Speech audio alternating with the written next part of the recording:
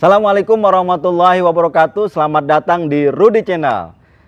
Kali ini saya sudah menjanjikan untuk melanjutkan perbincangan kita mengenai buku 7 jurus betah di pesantren dengan penulisnya langsung, yaitu Ustadz Syaiful Bahri. Di dalam 7 jurus betah di pesantren itu salah satunya adalah mengenai tentang nyantri sepenuh hati.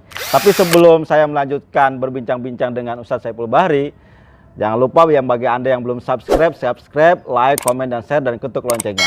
Oke, kita akan tanyakan, kita akan bedah apa sih nyantri sepenuh hati itu? Itu gimana nih, Tat? Nyantri sepenuh hati itu seperti apa? Apakah santrinya harus sepenuh hati atau gimana nih, Tat? Iya. Jadi gini Pak Rudi, Ya. judul nyantri sepenuh hati itu sebenarnya intro saja. Oh, intro ya? Intro untuk masuk ke bab-bab atau pembahasan dari 4 bab yang ada dalam buku itu. Ya. Tapi memang itu sebagai satu prolog untuk mengajak santri Ya. untuk bisa lebih enjoy di pesantren. Ya. Itu akan menjadi efek juga ketika dia bisa memahami atau mempraktekkan beberapa tip-tips yang ada dalam pembahasan pada bab 1 sampai bab 4 itu. Oh, gitu. Saya berharap itu akan berujung kepada satu situasi di mana santri bisa enjoy hidup di pesantren atau dia bisa melakoninya dengan hati. Oh, gitu. Persoalan melakoni sesuatu dengan hati itu kan ranahnya tidak hanya dalam dunia santri saja. Iya, iya. Dalam pekerjaan apapun, kalau kita lakukannya dengan hati, dengan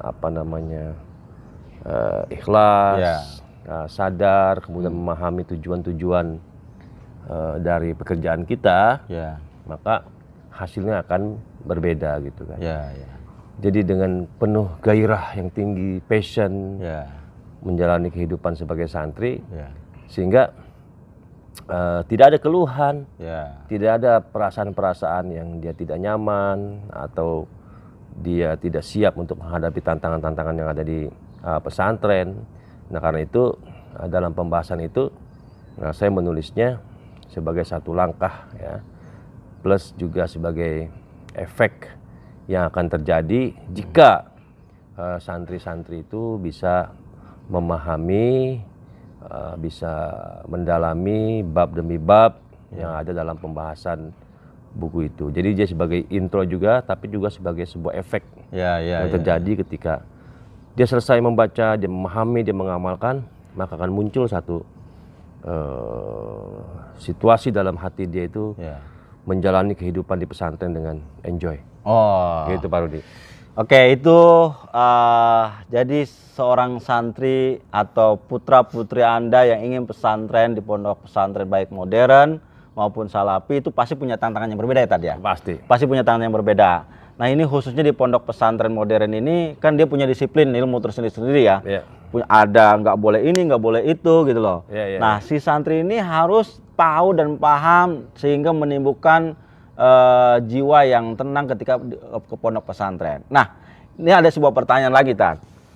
Apakah posisi santri saja harus sepenuh hati atau kedua orang tuanya juga? Karena ini kan problemnya, ini kan kadang-kadang anaknya betah gitu di pesantren, tapi kadang-kadang ini orang tuanya ini kadang-kadang nggak betah. Kalau dia datang lagi ke pondok pesantren hampir seminggu sekali atau 2 hari sekali, kan membuat otak dia ini masih ada di rumah gitu loh. Nah, perannya orang tua itu sepenuh hati juga nggak untuk atau seperti apa tuh Pak?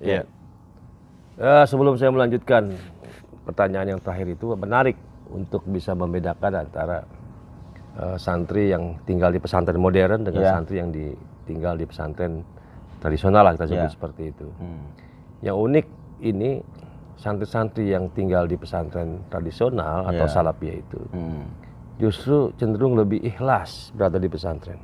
Oh gitu loh, kalau salafi itu? Iya, lebih ikhlas dia berada di pesantren ketimbang santri-santri yang ada di pesantren-pesantren modern.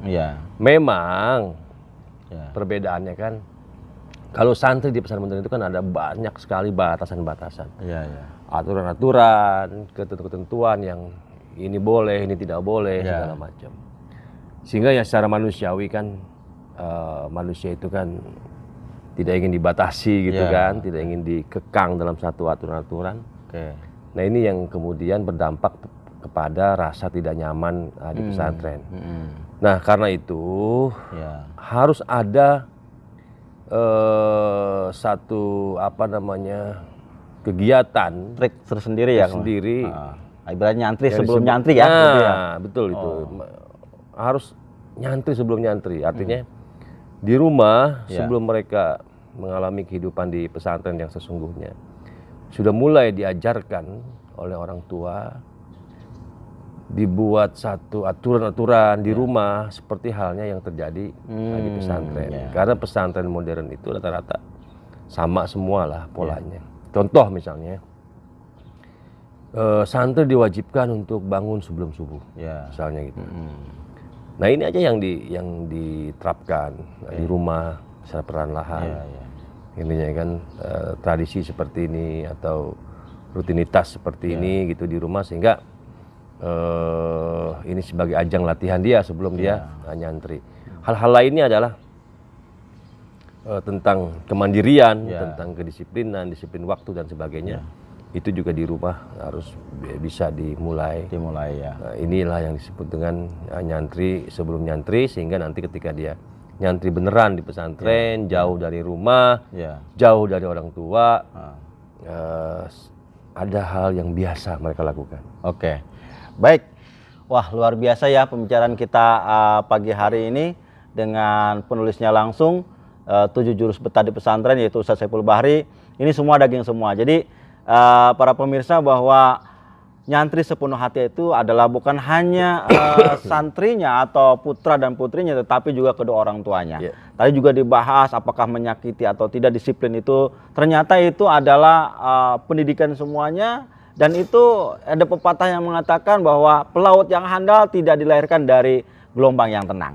Oke, bagi Anda yang ingin lebih agar ini matching, Anda bisa order di buku 7 jurus betah pesantren itu di toko-toko buku kesayangan Anda, sehingga Anda bisa matching dengan pembicaraan kita. Cukup sekian dari kami, mudah-mudahan ini bermanfaat. Tapi sebelumnya Anda subscribe, like, komen, dan share agar ini berlangsung terus dan kita lebih bersemangat dan lebih menginspirasi saudara-saudara. Itu saja. Terima kasih Pak Ustadz. Wassalamualaikum warahmatullahi wabarakatuh.